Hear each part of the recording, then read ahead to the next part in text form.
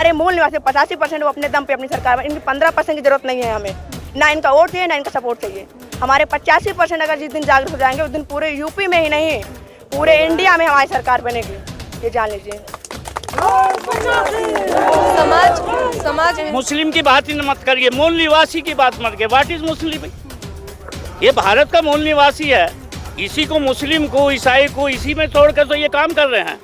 ये भारत के मूल निवासी हैं, जो भारत के रहने वाले ओरिजिनल हैं। ये सब आपस में भाई हैं, डीएनए के भाई हैं, ब्लड का इनका रिश्ता है। यही बात तो आरएसएस प्रमुख भी कहते हैं। हाँ कहते हैं, डीएनए सबका तो मजबूरी हो गई। आज हमारे मान्यवर बावन वेशराम साहब ने मजबूर कर दिया तो कहना पड़ रहा है। इसी नमस्कार, बहुजन टीवी देख रहे हैं आप और मैं हूं आपके साथ पूजा। और इस वक्त हम खड़े हैं लखनऊ के माता रमाबाई मैदान में। माता रमाबाई का मैदान में इनके बारे में अगर बात हुई है तो इतना ज़रूर बता दूं कि बहुजन समाज को उनके हक हुकूक दिलाने में अगर डॉक्टर भीमराव अंबेडकर, बाबा साहेब अंबेडकर वृक्ष थे तो उस वृक्ष की जड़ें थी माता रमाबाई। और आज यहाँ इस मैदान में जो कार्यक्रम चल रहा है, जिसका आयोजन किया गया है, वो बहुजन मुक्ति पार्टी की ओर से आयोजन किया गया है। मान्यवर कांशीराम साहिब के 15वें महापरिनिर्वाण दिवस पर आज ये आयोजन किया गया है। ये पार्टी जो 2012 में बावन वेशराम के द्वारा बनाई गई थी, इसका लक्ष्य है बहुजनों की मुक्ति। जैसा कि नाम से ही ये जाहिर है, बहुजन मुक्ति पार्टी बहुजनों, दलितों और पिछड़ों की ये पार्टी आवाज़ उठाती रहती है, उनके हकों की, अधिकारों की मांग करती रहती है। आने वाले चुनाव में इनका भी आप देख सकते हैं प्रदर्शन, और उसकी शुरुआत यहाँ हो चुकी है। आप नज़ारा देख सकते हैं किस तरीके की भीड़ जो है वो उमड़ के आई है। बहुजन मिशन को, जैसा कि बावन वेशराम हमेशा कहते हैं कि जो मिशन है काशीराम और बाबा साहेब के आदर्शों पे जो चलते हुए मिशन शुरू किया गया था राजनीति से जोड़ने का बहुजनों को, दलितों को, उससे क्योंकि अब मायावती की बीएसपी पिछड़ चुकी है, वो सर्वजन की बात करती है, तो ये एक पार्टी है जो बहुजनों की बात करती है, उनके अधिकारों, हकों की बात करती है। तो यहाँ आज इस आयोजन का, महारैली का जो आयोजन किया गया था, उसमें आप देख सकते हैं काफ़ी ज़्यादा तादाद में लोग आए हैं, समर्थन भी कर रहे हैं। पार्टी का कितनी सीटों पर क्या कुछ होगा वो आने वाले समय की बात है, लेकिन ये ज़रूर है कि बहुजन समाज को अलग अलग जगहों पर प्रदर्शित करती हुई ये पार्टियां मैदान में काफ़ी उतर चुकी हैं। अब इसका फ़ायदा होगा या नुकसान बहुजन समाज को, या आने वाले चुनाव में हमें देखने को मिलेगा। चलिए यहाँ पे जो लोग आए हैं उनसे ही बात करते हैं और जानते हैं कि वो किस उद्देश्य के साथ यहाँ आए हैं, इस पार्टी के साथ उन्हें क्या ऐसी चीज़ें हैं जो जोड़ के रख रही हैं, और उनके लिए क्या ऑप्शंस हैं आने वाले चुनाव में। कहाँ से हैं आप लोग? देवरिया से जी। किस लिए पार्टी को? हाँ, पार्टी के ये जो कार्यक्रम हो रहा है, हाँ समर्थन किया है। तो इस पार्टी से समर्थन के लिए मतलब बामसेब से जुड़े हुए हैं आप लोग? जी बामसेब से जुड़े हुए हैं। हाँ, तो यहाँ जितने भी लोग हैं वो संगठन से जुड़े हुए हैं? सब संगठन जुड़े हुए हैं और पार्टी से भी जुड़े हुए हैं पार्टी लोग। से भी जुड़े हुए हैं। तो आने वाले चुनाव में पार्टी भी उतर रही है? हाँ, उतर रही है। हाँ, तो वोट किसको जाएगा? बहुजन मुक्ति पार्टी को। हाँ।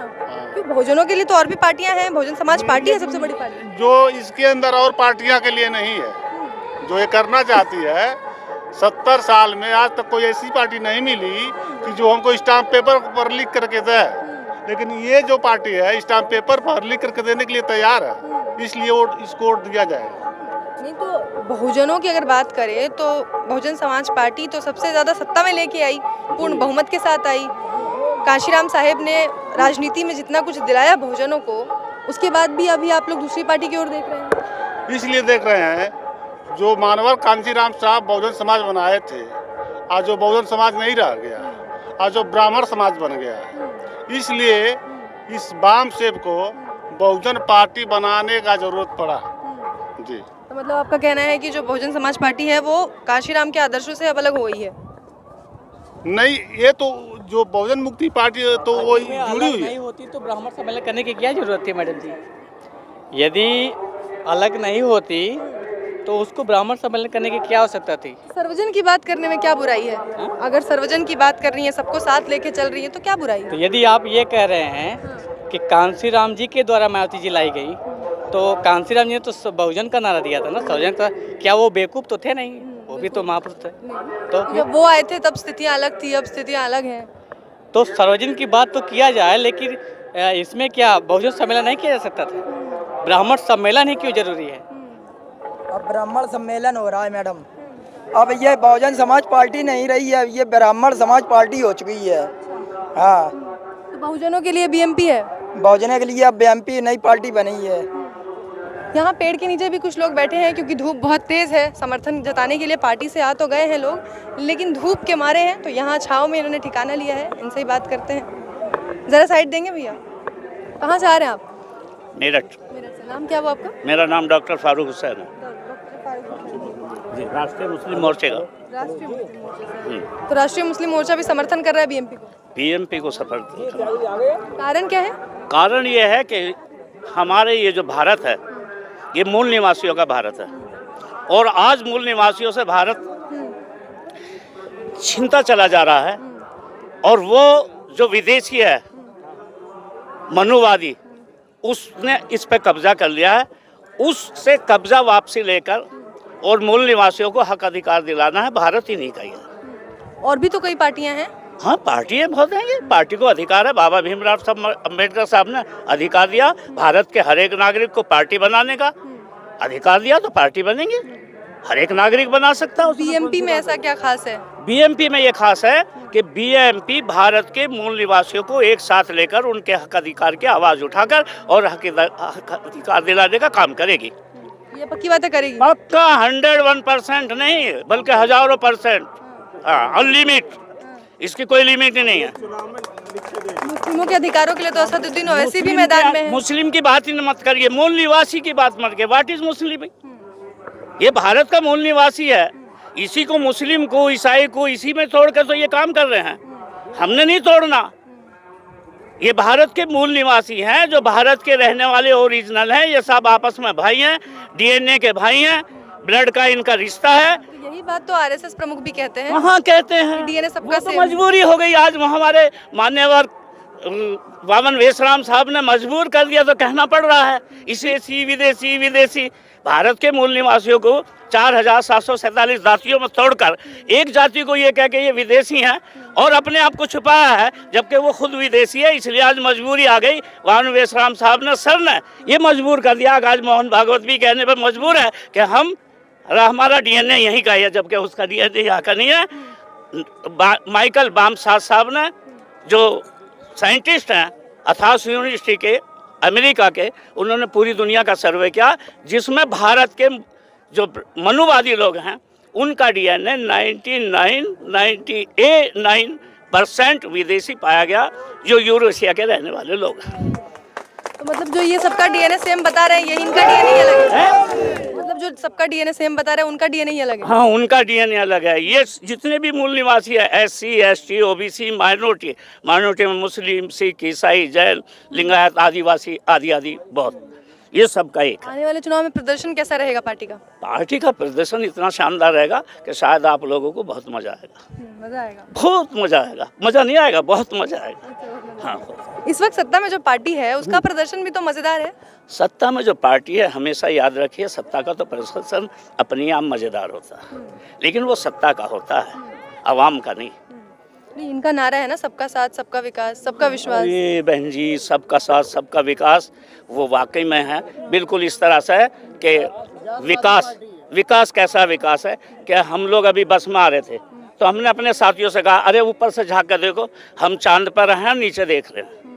तो उनमें से 2-4 साथी कह रहे, क्या बात कर रहे हो? अरे यार, तुमने झाँक के ही नहीं देखा तो हम क्या करें?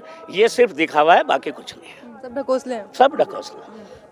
चलिए, बहुत शुक्रिया।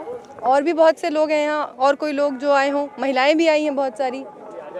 इधर से मैं जरा आती हूँ, रुकिए, मैं आप लोगों की तरफ आती हूँ। चलिए, नहीं ठीक है, बढ़िया। कहाँ से आ रहे हैं आप लोग? कौशाम्बी से। कौशाम्बी से? बहुत दूर से आ रहे हैं जी। क्या उम्मीदें क्या लेके आए हैं? किस संगठन से जुड़े हुए हैं? जी, मैं भारतीय विद्यार्थी छात्र प्रकोष्ठ जिला संयोजक कौशाम्बी। संगठन से जुड़े हुए लोग हैं आप सभी। तो बीएमपी ही क्यों? देखिए, आप बीएमपी एक मुद्दा आप देखिए तो बहुत सारी पार्टियां हैं हमारे पास। राजनीतिक पार्टी हमारे पास हज़ारों से भी ज़्यादा होंगी, बनी हुई है, ठीक है। लेकिन हमारी जो बीएमपी है, इसमें 3 जातियों की नो एंट्री है, ब्राह्मण, क्षत्रिय, वैश्य।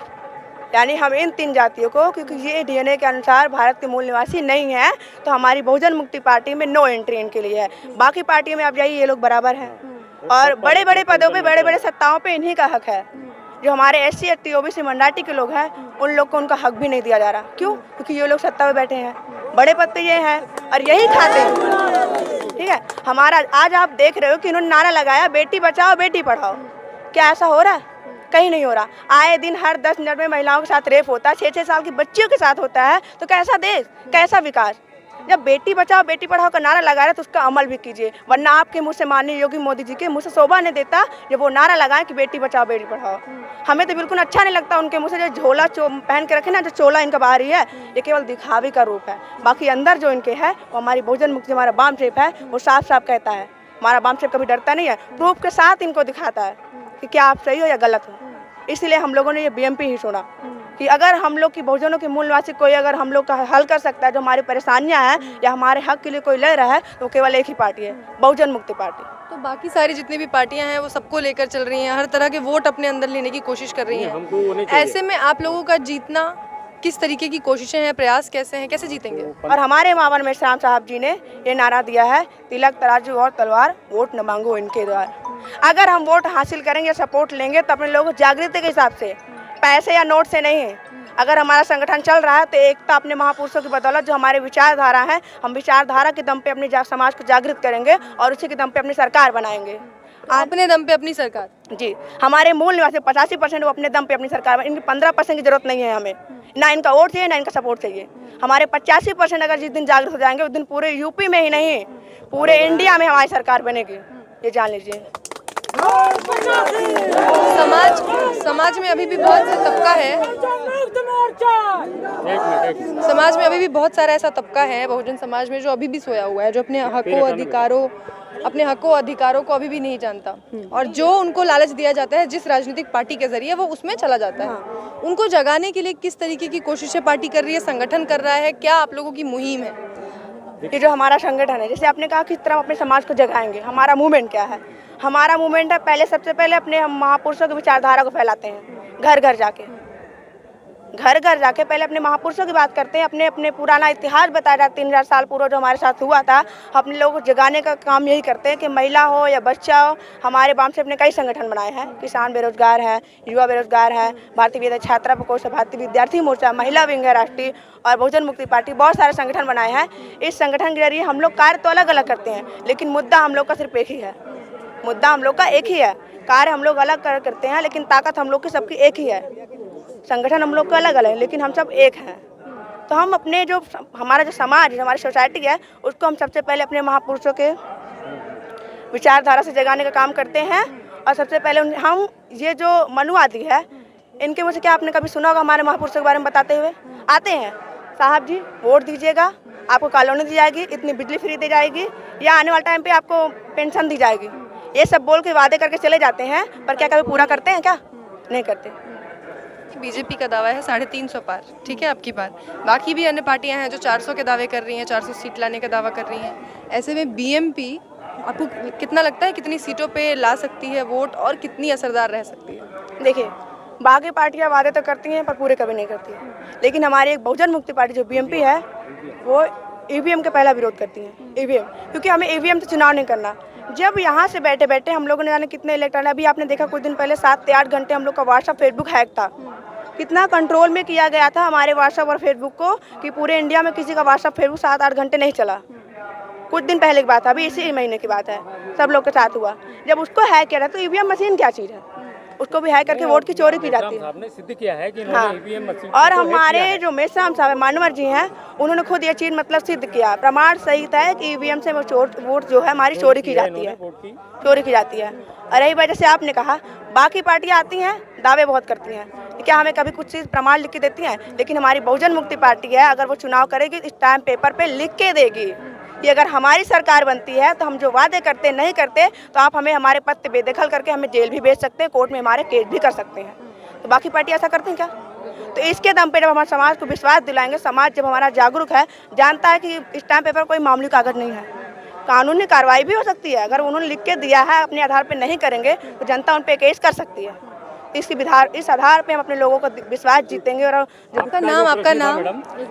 मेरा नाम आरती राज, भारतीय विद्यार्थी छात्र प्रकोष्ठ, जिला संयोजक कौशाम्बी से। आरती, बहुजनों को जोड़ने की कोशिश कर रहे हैं आप लोग लगातार, आपके जो कार्य हैं, जो आपकी शैली है वो भी अच्छी है, लेकिन क्योंकि पार्टियां बहुत सारी हैं जो बहुजनों के नाम पे वोट मांगती हैं, उनके नाम पे बनी हुई हैं, ऐसे में भले वो सर्वजन की बात करे, दूसरी पार्टियां कोई भी बात करे, बहुजनों के वोट तो बटेंगे। हाँ, तो उस पर कैसे काम करेंगे आप लोग? उस पर भी हमें हमारे वामसेप संगठन बताएगा दोस्त और दुश्मन की पहचान करना। जो आए दिन हम लोग हर दिन जन जागृति का कार्यक्रम कर रहे हैं। हमारा जो संगठन बटा हुआ है, हमारा संगठन हर मूवमेंट अलग अलग संगठन से बटा हुआ है, लेकिन हमारा काम एक ही है ना। हम जो करें अपने समाज को दिखाने। हमारे वामसेप में सिखाया जाता है कि हमें दोस्त और दुश्मन की पहचान करना है, और जिस दिन हमारा समाज दोस्त और दुश्मन की पहचान कर जाएगा तो दिन वो अपने दुश्मनों को खुद ही ठोकर मार देगा, ये जान लीजिए। बहुत शुक्रिया बात करने के लिए।